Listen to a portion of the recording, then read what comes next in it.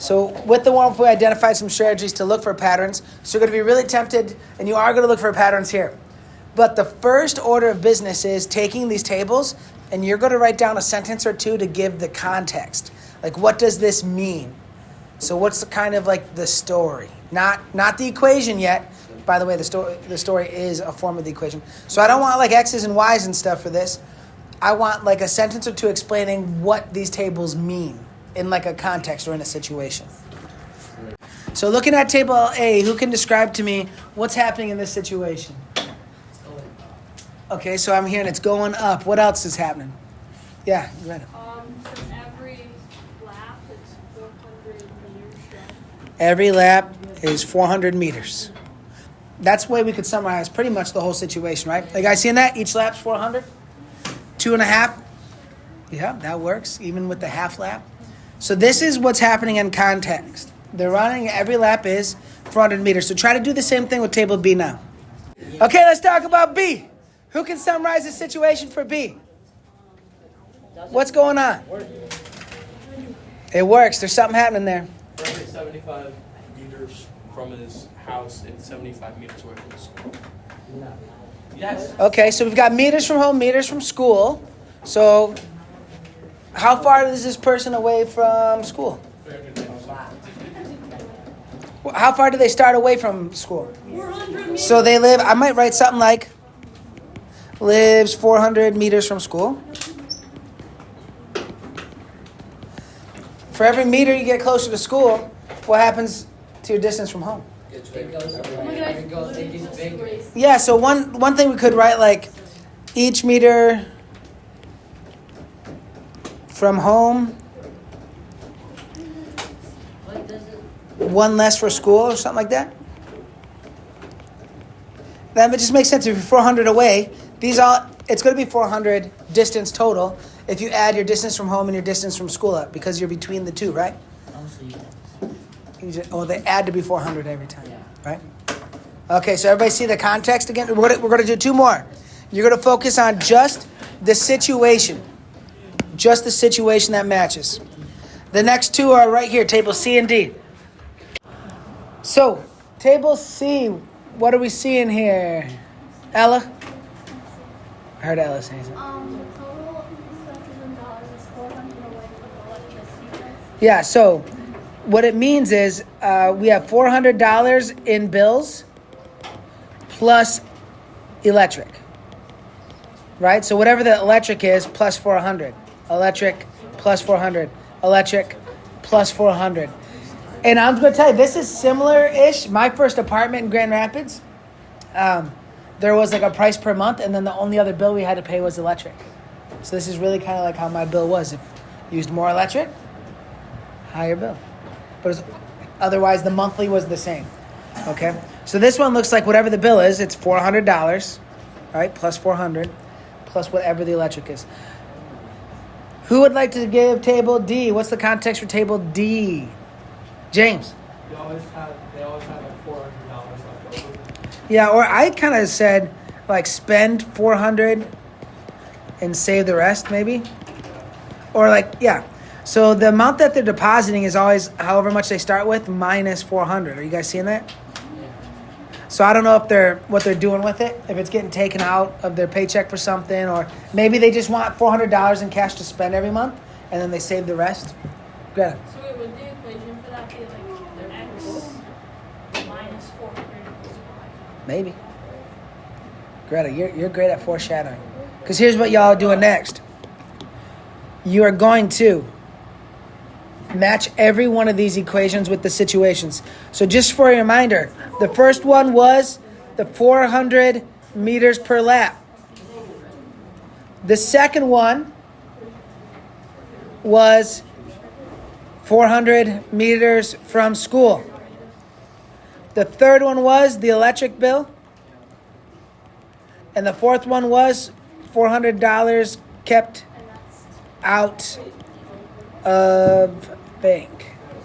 So, I don't care how you match these, but these are the four situations we just saw. Get them matched up for me, please. All right, 3, 2, 1. Eyes on the board. Mouths closed. So I'm looking at the 400 meters per lap. Who can tell me which operation that would require and then which equation we should match with? Mark? Equation 3. Equation 3. Let's take a look. So 400 meters each lap. Are we adding two things there? Okay, let's try again then. That's good. So which one would be 400 for each lap? Equation 4, let's look. 400 times x. Oh, 400 per lap. That's good. Good mistake.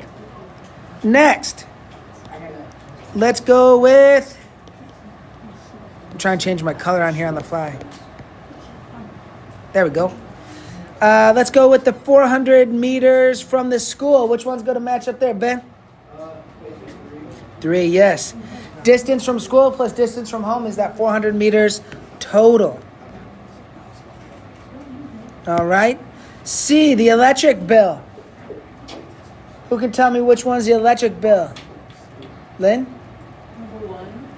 Number 1. $400 in bills plus our electric each month will give us our total. And there's only one left. Yeah. Taking $400 out of your paycheck to see what's left. There we go. We did it. So, big idea here is we have tables, equations, and situations all represent the same thing. So, this is what you're going to do now. You're given the table. It's going to be your job to come up with the equation from the table. Let's go. We got base and height. I'm interested to hear what you guys have for equations because there's 2 that work. I see that someone says proportional. I'm not seeing proportional.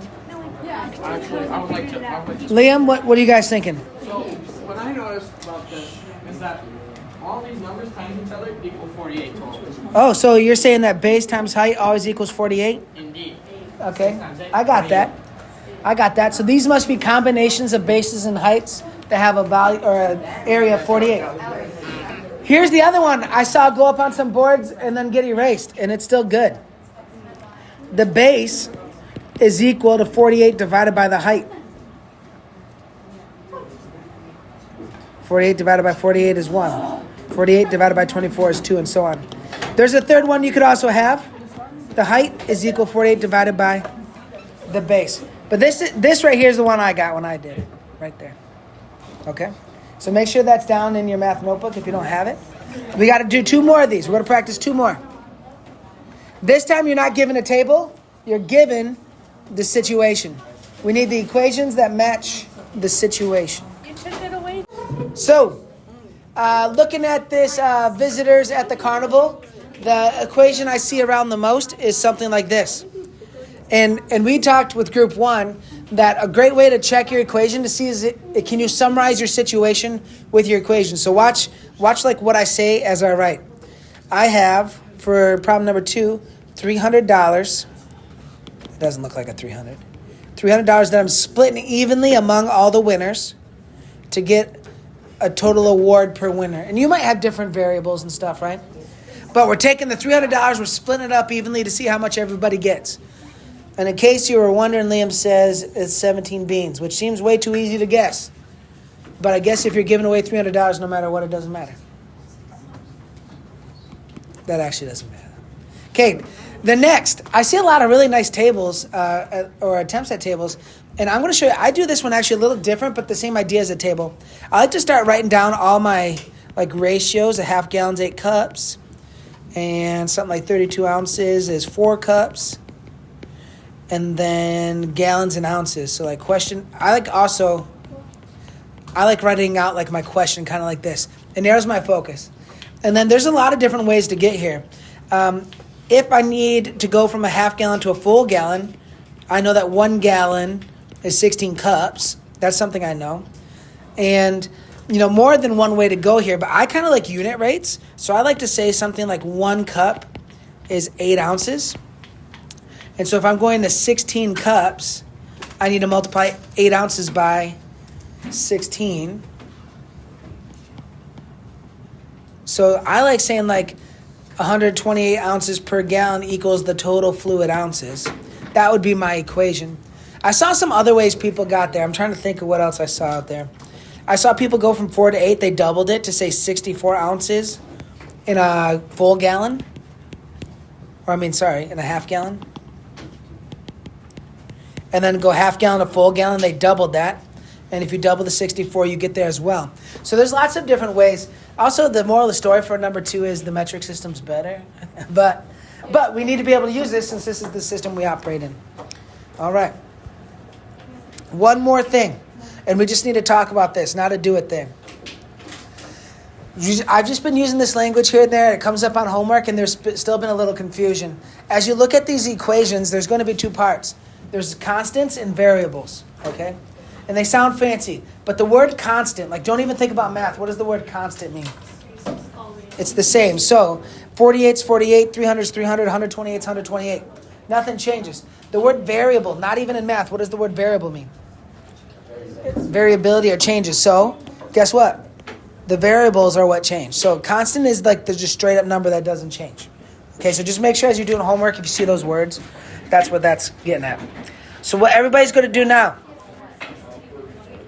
you're going to finish up your lesson summary in your packet, and then I will put up in a moment your cool down. When you finish your cool down, you will show it to me and I will give you your homework. So lesson summary and cool down right now at your assigned seats.